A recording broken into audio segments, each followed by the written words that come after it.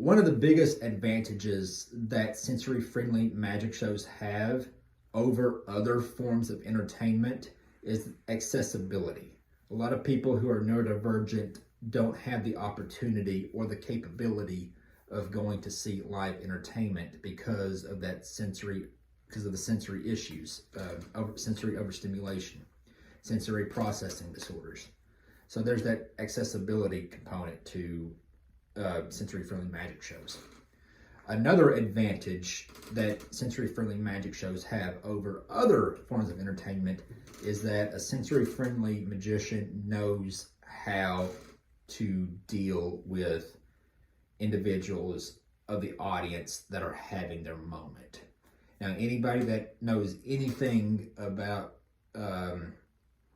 ADHD, autism, dyspraxia, dyslexia, the whole list, knows what I mean by their moment. But emotional regulation can be an issue with this crowd, and sensory overstimulation, sensory processing disorder can also trigger an emotional outbreak. And under normal entertainment conditions, this would be disruptive to the show. And I personally know a lot of entertainers who get pissed when somebody in the crowd is having their moment. There are ways that I have found to deal with that. First and foremost, when I start the show, I let everybody know subliminally that not everybody in the audience is going to behave or react the same way that they do. I do that by saying, hey, you're going to see something in this show that you're going to enjoy, and you can let me know that you're enjoying it by clapping your hands, stomping your feet, jumping up and down, screaming, express yourself however you see fit. By doing that, I am letting people know subliminally that there's going to be people in the crowd that are not going to behave the same way that they do. And that kind of builds a level of acceptance for when somebody does have their moment. And when somebody does have their, this happened to me every night when I debuted my show in Indianapolis. Somebody in the audience had their moment.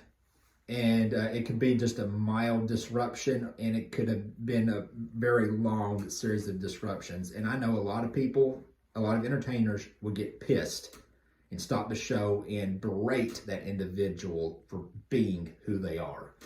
I didn't do that. What I did when somebody was having their moment is I'll just let them have their moment. I continue with the show and I entertain the rest of the crowd. And when the person that is having their moment is done, I then get them back involved. I don't tell them to leave. I don't tell them to shut up. I don't tell them to stop.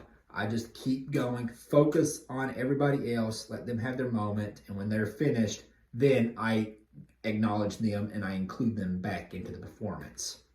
And I have found that that works tremendously. It does not slow the show down.